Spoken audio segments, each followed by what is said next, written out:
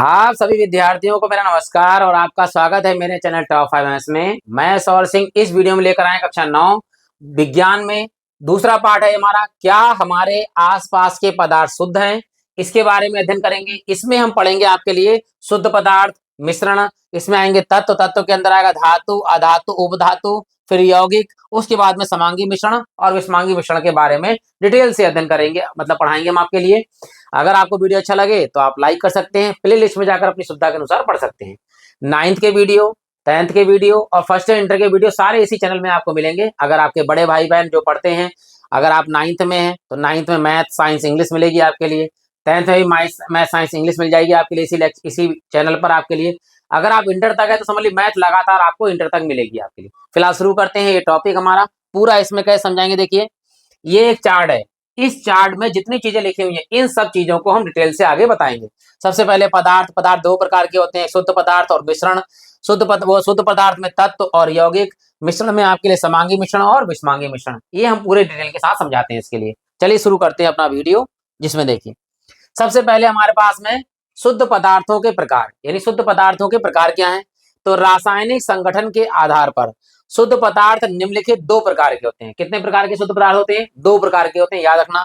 पहला है हमारा तत्व यानी एलिमेंट्स, दूसरा है हमारा यौगिक यानी कंपाउंड्स। तो दो प्रकार के जो है वो हमारे पास शुद्ध पदार्थ होते हैं, एक होता है तत्व और दूसरा होता है यौगिक।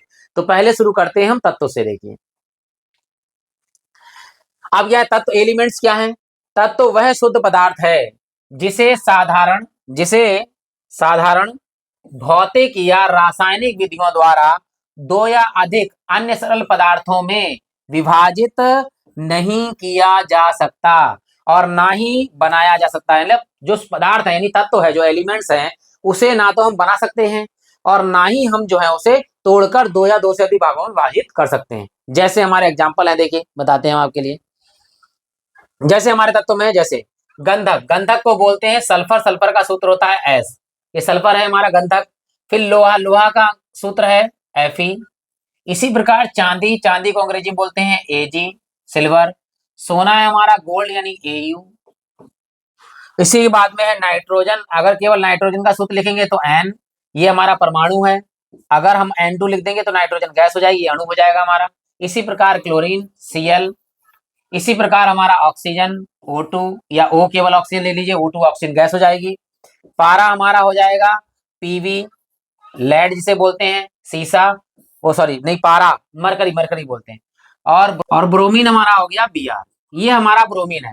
अब यहाँ देखिए ध्यान से, गंधक, लोहा, चांदी, सोना ये तो हमारे ठोस हैं। इसके बाद में नाइट्रोजन, क्लोरीन, ऑक्सीजन ये हमारी गैसें हैं। और पारा हमारा ब्रोमीन ये हमारे द्रवस्था में पाए जाते हैं। तो ये शुद्ध पदार्थ हैं। शुद्ध पदार्थ का मतलब तत्व है, इसमें ना तो हम इसे तोड़ सकते हैं और ना ही हम इसे बना सकते हैं। तो ये शुद्ध तत्व है यानी एलिमेंट्स है हमारे पास में। अब बढ़ते हैं, देखिए आगे, देखिए ध्यान से, तत्वों का वर्गीकरण यानी क्लासिफिकेशन ऑफ एलिमेंट्स।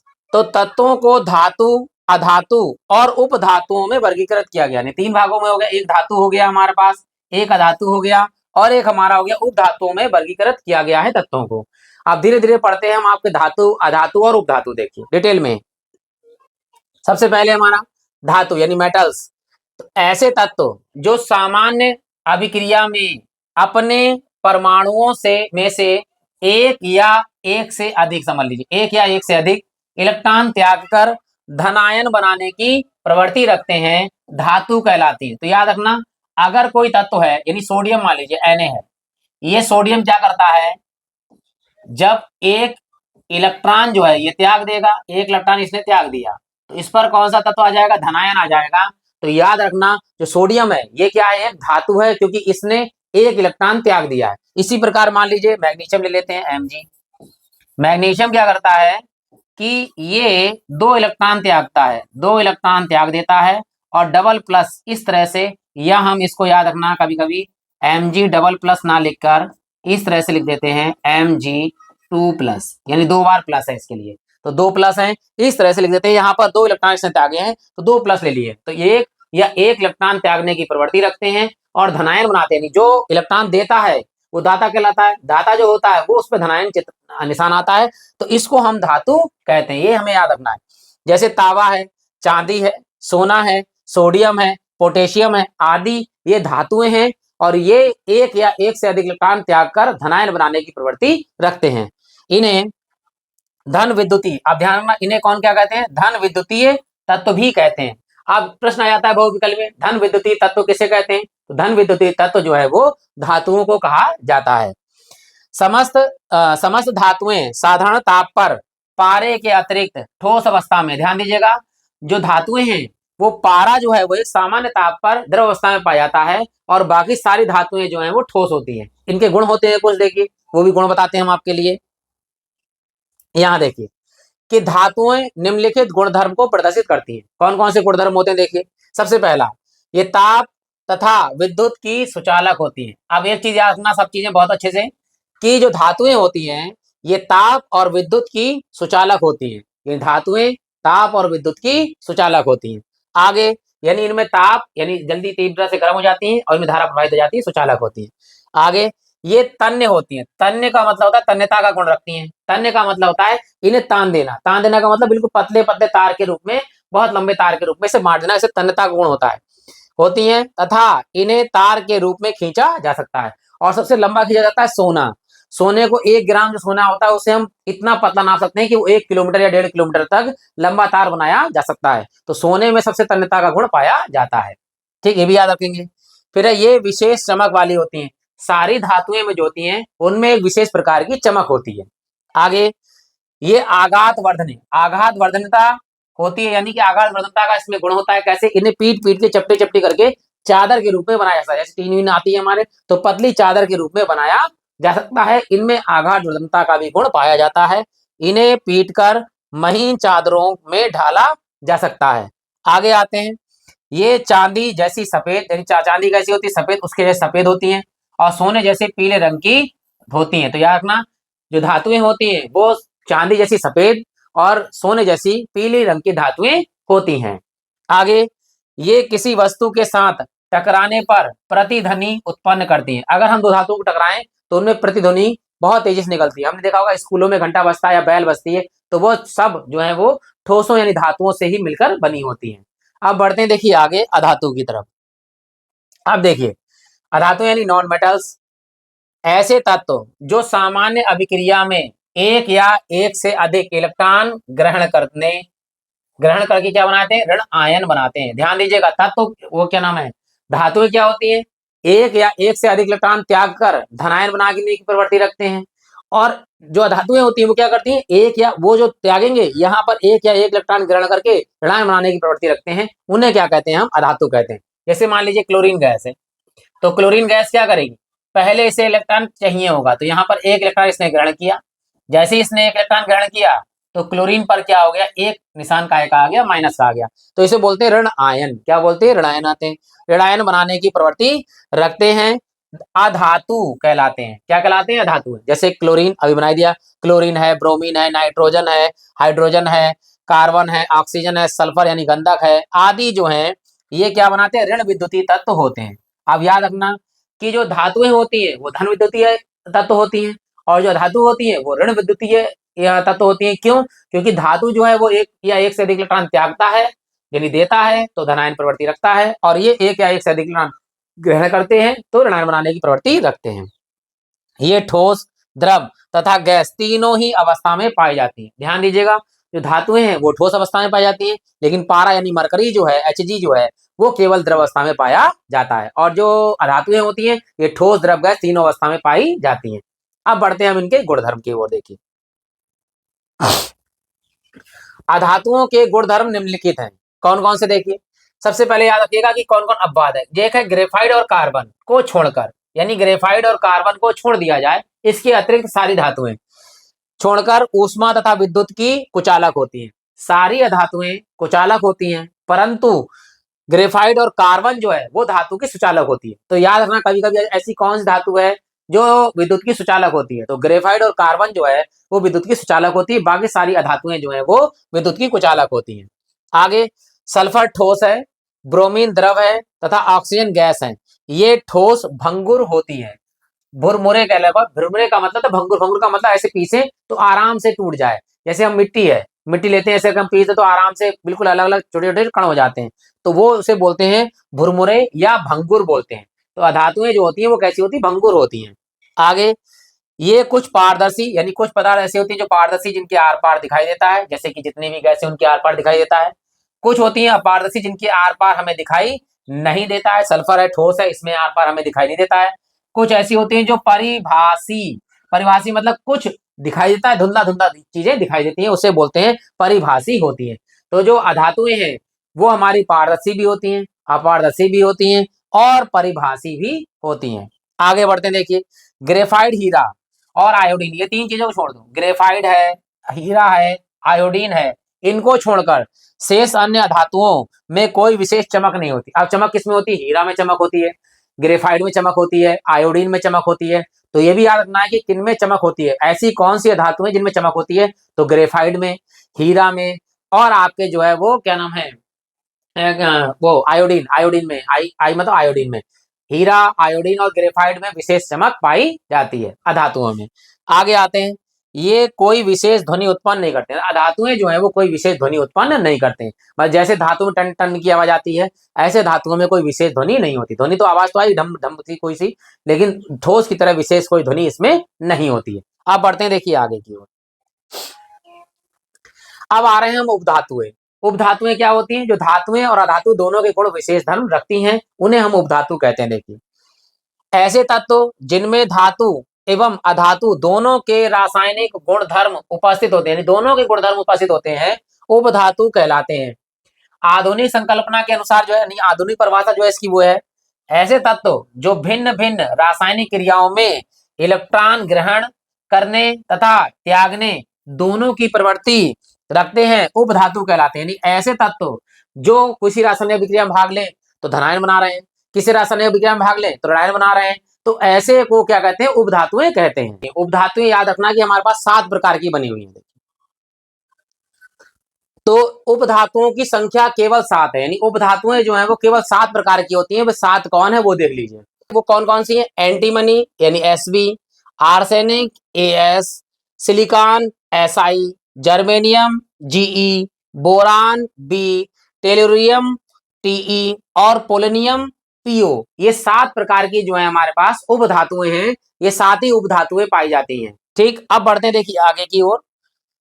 यहां पर है अब आगे यौगिक। यौगिक का मतलब कंपाउंड्स। कंपाउंड्स क्या होते हैं, देखिए यह एक ऐसा शुद्ध पदार्थ है, कंपाउंड जो है वो क्या है, यौगिक क्या है, शुद्ध पदार्थ है जो द्रव्यमान के अनुसार 2 या 2 से अधिक तत्वों के एक निश्चित अनुपात में रासायनिक संयोग से बना होता है।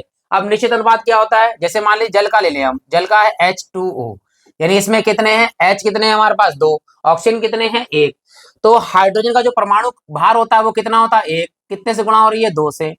ठीक, अनुपात ले लिया हमने। ऑक्सीजन का परमाणु भार कितना है 16, तो यहाँ ऊपर देखिए 2 एकम 2 ऊपर ले लिया हमने, अनुपात नीचे आ गया हमारे पास 16। अब इसे काट देंगे, देखिए 2 एकम 2 और 2 अट्ठे 16, तो यहाँ पर आ गया 1:8। यानी जल कोई सा भी हो, इसमें अनुपात क्या आएगा, 1:8 ही हमेशा आएगा, निश्चित अनुपात आएगा। जल का निश्चित अनुपात कितना है, 1:8 है, ये हमेशा इतना ही रहेगा। इसीलिए ये शुद्ध यौगिक कहलाता है हमारा कंपाउंड, यानी 2 या 2 से अधिक तत्वों से मिलकर बने हुए हैं। आगे देखिए, आधुनिक संकल्पना के अनुसार यौगिक एक ऐसा शुद्ध पदार्थ है जिसमें 2 या 2 से अधिक विभिन्न परमाणु क्रमांकों के परमाणुओं की संख्या एक निश्चित अनुपात में आपस में रासायनिक संयोग द्वारा अणु बनाती है। क्या बनाती है, अणु। हम जानते हैं 2 या 2 से अधिक परमाणु मिलकर क्या बनाते हैं, अणु बनाते हैं। तो यहाँ पर 2 परमाणु, एक हाइड्रोजन के 2 परमाणु हैं और ऑक्सीजन का 1 परमाणु, तो कितने परमाणु हो गए, 3 परमाणु मिलकर क्या बनाते हैं, जल। और जल क्या है, एक हमारा यौगिक आता है। ये शुद्ध पदार्थ है। अब बढ़ते हैं आगे की ओर, देखिए इसी में यहाँ देखिए ये हमें दिए हुए हैं कुछ प्रमुख यौगिकों के रासायनिक सूत्र लिख रखे हैं, इसमें हम आपको पूरे बताते हैं। देखिए ध्यान से, ये यौगिक है, कंपाउंड है हमारा, ये कंपाउंड का सूत्र है और इसमें उपस्थित तत्व है। तत्व का मतलब एलिमेंट है, कौन कौन से इसमें परमाणु है ये बता सकते हैं हम आपको इस प्रकार। जैसे मान लीजिए साधारण नमक, साधारण नमक का सूत्र होता है सोडियम क्लोराइड, फार्मूला इसका होता है NaCl। Na का मतलब सोडियम, इसमें सोडियम है Na और इसमें क्या है, क्लोरीन है, ये Cl। तो इसमें कितने तत्व हैं, 2 तत्व हैं, तो 2 तत्व मिलकर क्या बन गया, ये हमारा यौगिक बन गया। इसी प्रकार कार्बन डाइऑक्साइड CO2, CO2 में क्या है, कार्बन एक तत्व है और एक कौन सा, ऑक्सीजन तत्व हो गया हमारे पास। तो दो तत्व हमारे पास हैं। इसी प्रकार में सल्फर डाइऑक्साइड, SO2 में सल्फर एक तत्व है और एक हमारा ऑक्सीजन तत्व है। इसी प्रकार है हमारे पास जल का तो अभी मैंने बताया था H2O, हाइड्रोजन एक तत्व हो गया, एक ऑक्सीजन हो गया। नाइट्रिक अम्ल में देखिए, नाइट्रिक अम्ल में क्या है, हाइड्रोजन एक हो गया, नाइट्रोजन हो गया और ऑक्सीजन हो गया, हाइड्रोजन नाइट्रोजन ऑक्सीजन हो गए। इसी प्रकार सल्फ्यूरिक अम्ल में क्या है, H है यानी हाइड्रोजन है, S मतलब सल्फर है और O मतलब ऑक्सीजन है, तो H2SO4 ये सूत्र होता है। फिर आ गया हमारे पास सोडियम हाइड्रोक्साइड। सोडियम हाइड्रोक्साइड का सूत्र है NaOH। N मतलब सोडियम, O मतलब ऑक्सीजन, H मतलब हाइड्रोजन। तो यहाँ देख रहे हैं कहीं पर दो कहीं पर तीन जो तत्व हैं वो मिलकर क्या बना रहे हैं, यौगिक बनाते हैं। और यौगिक क्या है, एक शुद्ध पदार्थ है हमारा। अब बढ़ते हैं देखिए आगे की ओर। यह हमारे पास आ गए हैं यौगिकों की विशेषताएं क्या है, यानी कि कैरेक्टरिस्टिक्स ऑफ कंपाउंड्स, मतलब इसकी विशेषताएं बताते हैं। देखो सबसे पहले, एक यौगिक शुद्ध और समांग पदार्थ होता है, यानी एक शुद्ध होता है और ये समांगी मिश्रण कह सकते हैं, समांग पदार्थ होता है। दूसरा, यौगिकों में अवयवी तत्वों का अनुपात हमेशा कैसा रहता है, निश्चित रहता है। यानी सोडियम अगर क्लोराइड है NaCl तो उसका अनुपात हमेशा निश्चित रहता है, ये हमें याद रखना है। किसी यौगिक के निर्माण में विद्युत, ऊष्मा, ध्वनि, प्रकाश आदि ऊर्जा उत्पन्न या अवशोषित होती है। यानी इनको बनाने में अगर हम निर्माण कर रहे हैं इनका, तो यह विद्युत, ऊष्मा, ध्वनि, प्रकाश आदि ऊर्जा या तो उत्पन्न होगी या तो हम अवशोषित होगी, जिसे हम ऊष्माशोषी, ऊष्माक्षेपी अभिक्रियाओं के रूप में जानते हैं। आगे बढ़ते हैं। यौगिक के गुणधर्म हमेशा अपने अवयवी तत्वों के गुणों से क्या होते हैं, अलग होते हैं, क्योंकि नया पदार्थ बन गया है। भाई सोडियम के गुणधर्म अलग हैं और क्लोरीन के गुणधर्म अलग हैं। जब दोनों तत्व बन जाता है, साधारण नमक बन जाता है यानी सोडियम क्लोराइड बन जाता है, तो उसके गुणधर्म हो जाते हैं अलग। तो इनके गुणधर्म बन जाते हैं अलग उन तत्वों को छोड़कर। आगे आते जैसे जल द्रव है तथा इसके अवयवी में हाइड्रोजन तत्व अलग है और ऑक्सीजन अलग है, यानी जल हमारा H2O है, तो जल के अलग गुण है और हाइड्रोजन के अलग गुण है और ऑक्सीजन के अलग गुण है। पांचवा है, यौगिकों का एक निश्चित क्वथनांक होता है, यानी जितने भी यौगिक होते हैं उनका एक क्वथनांक होता है तथा उनका एक गलनांक होता है। क्वथनांक मतलब खल जाना और गलनांक मतलब गल जाना, ठीक। तो ये हमारा होता है। इसी प्रकार यौगिकों को उनके अवयवों में साधारण भौतिक विधियों द्वारा विभाजित नहीं किया जाता, नहीं साधारण विधि द्वारा जिन्हें विभाजित नहीं किया जाता, इन्हें भौतिक विधियों द्वारा नहीं विभाजित किया जाता, इनको रासायनिक विधियों के द्वारा ही अलग किया जा सकता है, क्योंकि ये प्रबल बंधों की सहायता से बंधे हुए, यानी इनमें जो है इनके बाउंड जो होते हैं वो प्रबल होते हैं, ठीक है। मतलब कठिनताई से टूटते हैं, इसलिए भौतिक अवस्थाओं के द्वारा इन्हें तोड़ा नहीं जा सकता, इन्हें रासायनिक अभिक्रिया के द्वारा ही अलग अलग किया जा सकता है। अब बढ़ते हैं देखिए आगे की ओर। आगे हमारे पास में कि मिश्रण क्या होता है। भाई मिश्रण हम जानते हैं, दो या दो से अधिक पदार्थों से मिलकर बना होता है, उसे मिश्रण कहते हैं। चलिए फिलहाल, ठीक है। व्हाट इज मिक्सचर, वे पदार्थ यानी द्रव्य जो दो या दो से अधिक पदार्थों यानी द्रवों के किसी भी अनुपात में, यहाँ किसी भी अनुपात में मिला दिया जाए देने पर मिश्रण तैयार होता है। देखो यौगिक क्या होते हैं, यौगिक एक निश्चित अनुपात में मिलाया जाता है और वो शुद्ध पदार्थ होता है। और यहाँ बात हो रही मिश्रण में, मिश्रण में क्या होता है, किसी अनुपात में मिला दीजिए, कुछ ज्यादा हो जाए कुछ कम हो जाए, अनुपात थोड़ा अलग अलग हो जाए तो उससे मतलब नहीं होता, वो कहलाता है मिश्रण। अगर निश्चित अनुपात मिला होगा, अगर याद रखना दो या दो से अधिक तत्व तो निश्चित अनुपात मिले होंगे तो वो यौगिक कहलाएंगे, और निश्चित अनुपात में नहीं मिले होंगे, किसी भी अनुपात मिला दिया जाएगा तो वो हमारा कहलाएगा मिश्रण। भाई इतना अंतर दोनों में याद रखिएगा, ठीक। आगे बढ़ते हैं। अतः जब दो या दो से अधिक तत्वों अथवा यौगिकों को बिना किसी निश्चित अनुपात में मिलाया जाता है और किसी नई वस्तु का निर्माण नहीं होता है, मतलब नई वस्तु नहीं बनती है, उन्हीं का मिश्रण सभी का स्वाद आएगा। जैसे अगर हम नींबू चीनी मिलाकर शरबत बनाते हैं तो नींबू का भी स्वाद आता है, चीनी का भी स्वाद आता है, तो वो पदार्थ कहेंगे तो नया शरबत बन गया है, लेकिन वो सारे पदार्थ मिक्स है, सारे का स्वाद हमें मिल रहा है, इसलिए कह सकते हैं नया पदार्थ नहीं बनता है, ठीक है। ऐसे पदार्थ को मिश्रण कहते हैं, ऐसे पदार्थ को क्या कहते हैं, मिश्रण कहते हैं। अब बढ़ते हैं देखिए आगे की ओर, ठीक है। उदाहरण है इसके, देखो सबसे पहले है वायु। उदाहरण है हमारा, वायु में क्या होता है, वायु में ऑक्सीजन भी है, नाइट्रोजन भी है, कार्बन डाइऑक्साइड भी है, आर्गन भी है, जलवाष्प भी है, आदि भी है, मिश्रण कहलाता है। क्यों मिश्रण कहलाता है, क्योंकि इसमें वैसे तो वातावरण जो शुद्ध वातावरण की बात आ रही है उसमें ऑक्सीजन जो है 21% होता है, ठीक है। 98% 78% जो है नाइट्रोजन होती है, बाकी बची हुई कार्बन डाइऑक्साइड वगैरह ये होती है। लेकिन कहीं कहीं पे जो होता है जहाँ प्रदूषण ज्यादा हो, तो वहां पर जो चीज प्रदूषण की मात्रा में ज्यादा निकल रही है तो वो मात्रा वायु में ज्यादा हो जाती है, इसलिए इसे हम जो है मिश्रण के रूप में जानते हैं। आगे बढ़ते हैं, अगले में पीतल है। पीतल तांबा यानी कापर और जस्ते यानी जिंक का मिश्रण होता है, ठीक है। तांबे को बोल तांबा हो गया और जस्ता जिंक हो गया। तो कापर यानी Cu और जस्ता यानी जिंक Zn, इन दोनों का मिश्रण होता है। इसमें कापर जो है 80% मोस्टली और ये जिंक जो है वो 20% मिलाई जाती है, तो ये पीतल बनता है। लेकिन कभी अगर थोड़ा बहुत आगे पीछे हो जाएगा तो इससे कोई फर्क नहीं पड़ेगा, तो हमारा पीतल तैयार हो जाएगा। तो ये क्या है, मिश्रण है हमारा। आगे बढ़ते हैं, देखिए मिश्रण के प्रकार कितने हैं। तो मिश्रण के निम्नलिखित कितने प्रकार होते हैं, 2 प्रकार होते हैं। पहला प्रकार है समांगी मिश्रण यानी होमोजीनियस मिक्सचर। दूसरा है हमारा विषमांगी मिश्रण यानी हेट्रोजीनियस मिक्सचर। तो 2 प्रकार के मिक्सचर होते हैं हमारे, मिश्रण होते हैं। चलिए दोनों प्रकार के मिश्रण पढ़ाते हैं हम आपके लिए। पहला देखिए, सबसे पहला है हमारे पास में समांगी मिश्रण। वह मिश्रण जिसके प्रत्येक भाग का संगठन तथा गुणधर्म समान होता है। यानी पूरा पूरा जो है, अगर हम चीनी को मिलाएं, किसमें पानी मिला दें, तो जैसे हम चीनी को पानी मिलाएंगे तो पूरा देखेंगे ऊपर से नीचे तक तो सारे अणु मिल चुके होंगे, चीनी पूरी तरह से घुल चुकी होगी, या नमक मिला दें या नींबू डाल दें उसमें, तो इसका मिश्रण पूरी तरह से मिल चुका होगा। यानी पूरा पूरा जो संगठन होगा पूरा पूरा एक जैसा होगा।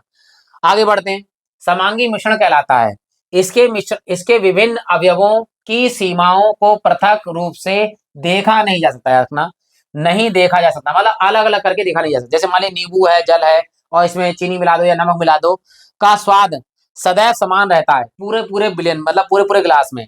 यह दर्शाता है कि इस मिश्रण में चीनी व नमक के कण समान रूप से वितरित हुए, यानी पूरे गिलास में पूरा पूरा मिक्सचर जो है वो समान होगा।